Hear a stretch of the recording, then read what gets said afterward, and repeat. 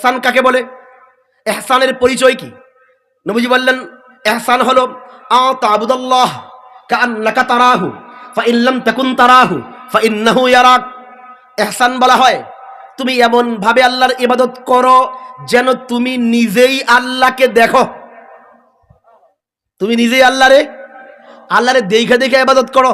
আচ্ছা, ফাইন লাম তাকুন তারাহু, যদি তুমি এই অবস্থায় না পৌঁছো যে আল্লাহরে দেখে দেখে ইবাদত করো, তাহলে এমন ভাবে ইবাদত করো ফাইন্নাহু ইয়ারাক, আল্লাহ তোমারে দেখতাছে। আল্লাহ তোমারে দেখেন, এমনি ইবাদত করা আর আল্লাহ আমারে দেখতাছে এই মনে করে ইবাদত করা, দুটা কি এক? উদাহরণ দিই, যেমন ধরেন আমি একজন তালিবুল ইলম হওয়ার যোগ্যতা নাই, আলেম হওয়া তো অনেক উপরের, সাধারণ একজন মৌলবী বলে মানুষ। আমি যদি এই ভরা মজমায় কাউকে বলি যে ভাই আপনি খারান, আমার সামনে 2 রাকাত নামাজ পড়েন, আমি দেখবো আপনি কেমনে নামাজ পড়েন। বুঝাইতে পারতেছি? আমি যদি কাউকে এই কথা বলি যে 2 রাকাত নামাজ পড়েন আমার সামনে, আমি দেখবো আপনি কেমনে নামাজ পড়বেন,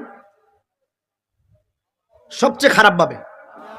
হ্যাঁ না, জিন্দেগিতে নামাজের যত মাসালা শিখছেন আর যেই সূরা সবচেয়ে সুন্দর করে তার তীরের সাথে পড়তে পারেন ওইটা পড়বেন। আমি কি বুঝাইতে পারতেছি? এ ভাই বুঝেন, 2,500 মানুষ একজন 1.5 ব্যাটারি মোল্লার সামনে দাঁড়িয়ে যদি নামাজ পড়েন, হুজুরে আমার নামাজ দেখতেছি কেমনে দাঁড়াইলাম, কেমনে রুকু করলাম, কেমনে সেজদা করলাম, কেমনে হাত বাঁধলাম, কেমনে তেলাওয়াত করলাম, কেমনে তাসবিহ পড়লাম, তাহলে যদি সবচেয়ে সুন্দরভাবে সবচেয়ে খুজু নিয়ে নামাজ পড়ে থাকি, তো বলেন না সবচেয়ে বড় আকবারের সামনে দাঁড়িয়ে আমরা কেমনে হাত বাঁধি, কেমনে রুকু করি, কেমনে সেজদা করি, আমি কি আল্লাহর কি এতটুকু মর্যাদা দিতে পারি নাই? একজন মৌলবীকে যতটুকু মর্যাদা দেই, যে মৌলবীর সামনে নামাজ পড়লে তিনি যদি দেখে, তাহলে আমাকে খারাপভাবে নামাজ পড়া যাবে না, ভালোভাবে পড়তে হবে। কিন্তু আমরা আল্লাহর সামনে দাঁড়ায় কেমনে নামাজ পড়ি বলেন? আমাদের এই দেশের অধিকাংশ নামাজি কেমন জানেন? আমি তো বলি ওটু নামাজি। কি নামাজি? খাঁটি নামাজি না ওটু নামাজি? ওটু নামাজি মানে বুঝেন, আপনি 32 তলায় উঠবেন, আপনি লিফটে উঠা 32 তলা টিপ দিলে, এখন আপনি লিফটে বৈশা জিকির করলেও 32 তলায় উঠবেন, গান শুনলেও 32 তলায় উঠবেন, কতক্ষণ ঘুমাইলেও 32 তলায় উঠবেন, যদি আপনি বৈশা বৈশা নাচেন তবুও উঠবেন, বসে থাকলেও উঠবেন, দাঁড়ায় থাকলেও। বুঝাইতে পারতেছি? ওটু 32 তলা, ঠিক না? আর আমরা কি করি? আমরা 4 রাকাত নামাজ এশার আল্লাহু আকবার বইলা ওটু সুইচে টিপ মারলাম, 4 রাকাত ইক্তাদাইতু বিহাদাল ইমাম।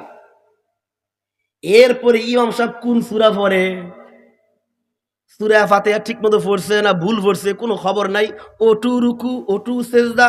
এমনও হয় ইমাম যদি 2 রাকাত সালাম ফিরে জিজ্ঞেস করে মুসল্লিরা কয় রাকাত পড়ছে কন্ত দেখি, অধিকাংশ মুসল্লি কইব কইতারি না। আমি মনে হয় মিছা কথা কইছি না হাসা কথা? বলেন বলেন। দ্বিতীয় রাকাতে যদি ইমাম জিগায় প্রথম রাকাতে কোন সূরা পড়ছে কন্ত দেখি, মুসল্লিরা কইতে পারবো না। এর মানে খাঁটি নামাজি না ওটু নামাজি? এ তো ওটু নামাজি।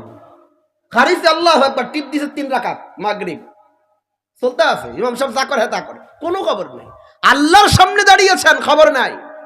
এবার একটা দামি কথা বলি, আমাকে বলি, দিলের কান দিয়ে শোনেন, সবাইকে বলি, আমি আমাকে আগে বলি। ইহয়া উলুমুদ্দিন কিতাবে ইমাম গাযালি রাহমাতুল্লাহ এমন এক দামি কথা লিখেছেন, আল্লাহু আকবার। তুমি নামাজ কার লাগি পড়ো? আমি একটা পরীক্ষা দিই, নিজেই যাচাই করে দেখবা তুমি আসলে কার জন্য নামাজ পড়ো। যদি সবার সামনে, যেমন উদাহরণ দিই ইমাম দিয়ে, ইমাম সাহেব তুমি কার জন্য নামাজ পড়ো? নামাজের সালাম ফিরানোর পরে 2 রাকাত সুন্নত, 3 রাকাত বেতের, পেছনে মুসল্লিরা আছে, এই জন্য যেই খুজু ইতমিনানের সাথে রুকু করলা, সেজদা করলা, এরপরে তেলাওয়াত করলা, নিজের ঘরে যখন একা একা পড়ো, কেউ নাই, যদি ওই একাকী নামাজের সময় সবার সামনে পড়ার সময় যেই তারতিল, যেই খুজুর সাথে পড়ছ, ঠিক একই পদ্ধতিতে একা একাও নামাজ পড়ো, তাহলে বোঝা যাবে তুমি আসলে আল্লাহর জন্য নামাজ পড়ো। বুঝতে পারতেছি? কিন্তু সবার সামনে পড়ার সময় এই সবাই দেখতেছে আমি কেমনে পড়তেছি, ওই সময় আস্তে ধীরে রুকু সেজদা, আর একা একা পড়ার সময় খালি মুরগির মতো ঠুস মারো, তাহলে বুঝতে হবে সবার সামনে যে নামাজ পড়ো এটা আল্লাহর জন্য পড়ো না, লোক দেখানো নামাজ। আমি কি বুঝাইতে পারছি?